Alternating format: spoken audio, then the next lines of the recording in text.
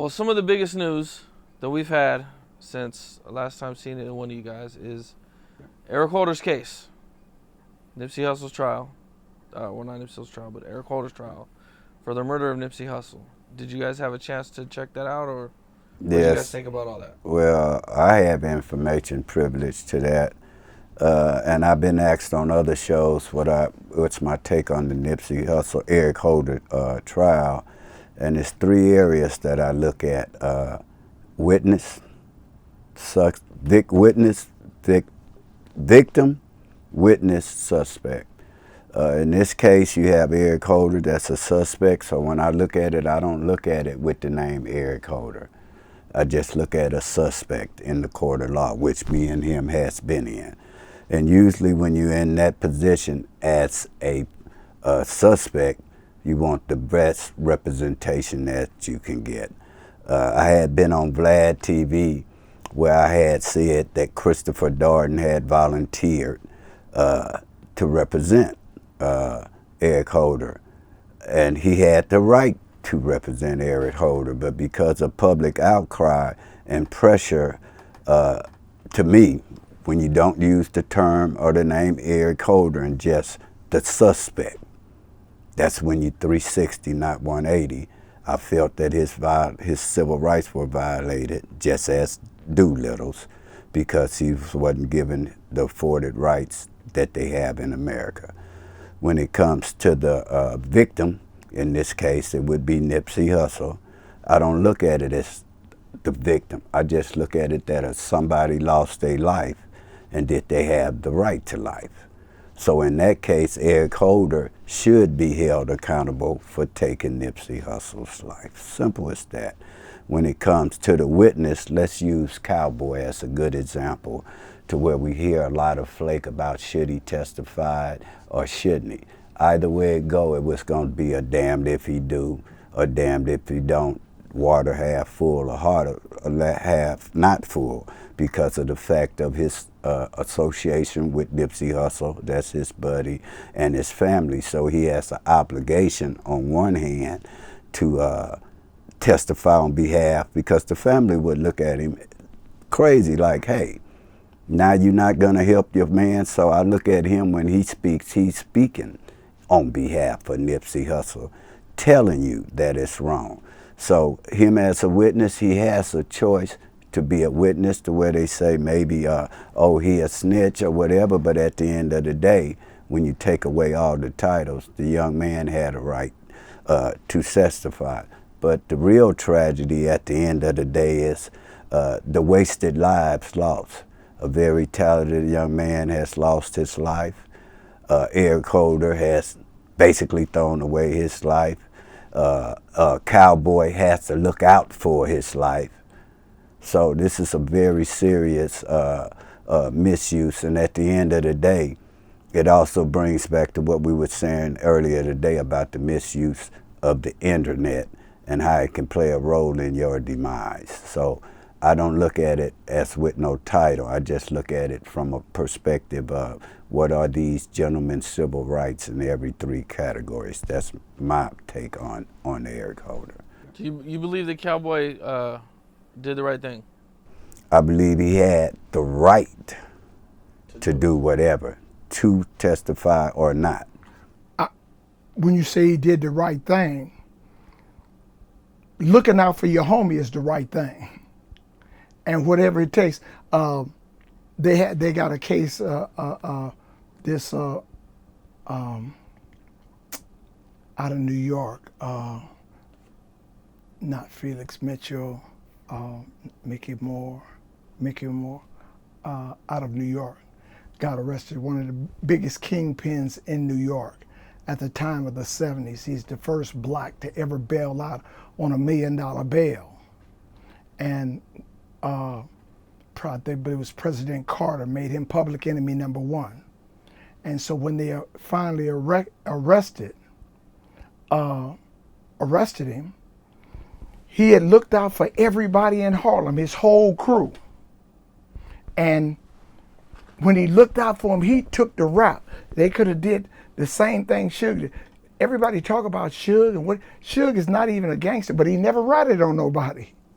He took it. He took the beef. Whatever happened, everybody that told on him, he never told on nobody. So Mickey Bonds, that's his name, Nicky Bonds. So Nicky Bonds, he gets in prison and he's looking out. So one of his top lieutenants, he gives him position to take over. And he's in the federal penitentiary doing a life sentence. And his boys are starting to tell him that, man, we see your boy with your wife. And he's rolling up with the crew, with her in the car, and he high signing with your girl. Mick say, well, man, what kind of loyalty is that?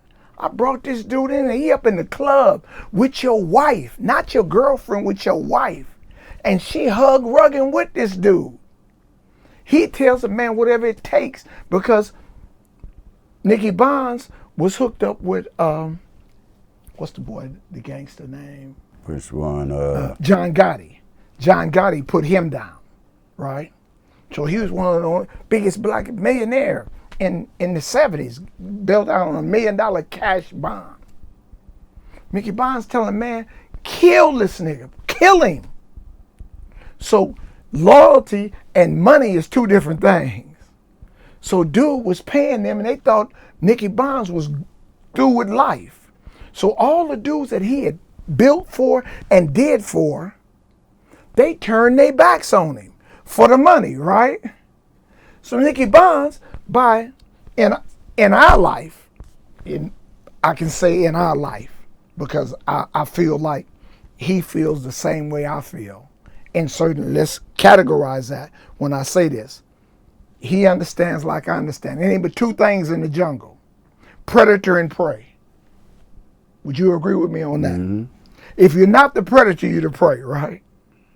So now, by any means necessary, if I do something to Melvin Farmer as a gangster, whatever it takes to kill me, is that what you're gonna do, Melvin? Mm-hmm. If I violate you, right? So it's no limit on what I do if you violate me. So Mickey Bonds went to the feds, and all these dudes that violated him, that he gave his life for, he told on them. Is that snitching? By any, he had them all put in the penitentiary, even his wife. Man, wow. And so when I understood the story, whatever's relevant, Cowboy did for his homie what no other nigga would do. They ain't going into county jail and kill this dude, Eric Holden. But at least he testified against him. He made a stand. You feel what I'm saying? General Patton at the U.S. Army said it's better to make a wrong decision than no decision at all. So I have a line of snitching and ratting. Ratting is a rat eating cheese and hiding it and not letting nobody know that he did it. Charleston White is a rat. He didn't do it for his homies. He didn't try to uplift his homies. He ratted on his homie. With this guy, and I don't know him from a can of paint. I said, the only reason I'm saying that is what Melvin alleged about what he did. And I'm not justifying anything. I'm rectifying what, if you got a dude in your neighborhood and he's running around like a savage dog killing everybody and you too scared to kill him, you need to call the police. You need to get real killers to get with this, right? Yeah, for citizens, of course. So if you're into this and you can't handle it, I got to get with you that you can. If I can't do it, let you put it on the podcast. You feel what I'm saying? So when these people start, oh man, he snitched and he snitched. Well, y'all on podcasts every day talking about other people's business. Ain't that snitching? Or entertainment. But ain't nothing fake about a real young man having a life sentence. Nothing fake about that. This is not where the cameras cut off like on this show, Capone, in the next 5 or 10 minutes. This man's life has been cut off since the age of 15 for over 30-something years. Besides somebody that's out here allegedly living it up, telling lies, while at the same time keeping guys that were involved with him incarcerated. You can't play both sides of the fence. And at the end of the day, the public's gonna have to make a choice. What's right is right, what's wrong is wrong, regardless of that. Are you gonna stand up and be strong for this young man and be a people that care, or are you gonna be people that are careless listeners at the end of the day?